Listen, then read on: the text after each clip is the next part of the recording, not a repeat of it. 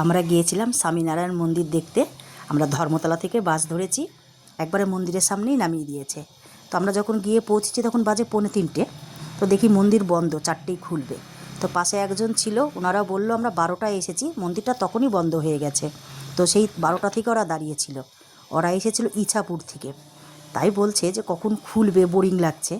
যাক, ভালোই লাগলো। আমরা যখন দাঁড়িয়েছিলাম প্রচুর ভিড় হয়ে গেছে আস্তে আস্তে, ওর জন্য 3:30 বা 4:45 নাগাদ খুলে দিয়েছিল। যেহেতু প্রচুর ভিড় হয়ে গেছিলো তাই তাড়াতাড়ি খুলে দিয়েছিল। খুব ভালো লাগলো, আপনারা গিয়ে ঘুরে আসতে পারেন। না না, হ্যাঁ, জল দেখছো না?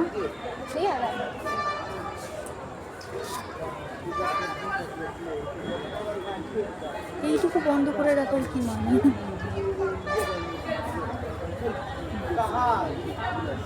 মন্দির তো এখনো খোলেনি।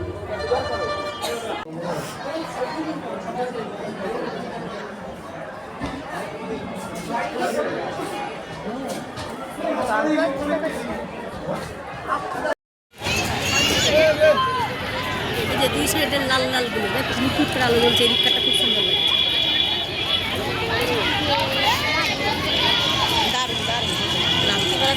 খুব সুন্দর লাগছে, রাত্রিরে বেশি সুন্দর লাগছে। লাইট জ্বালিয়ে দেওয়ার পর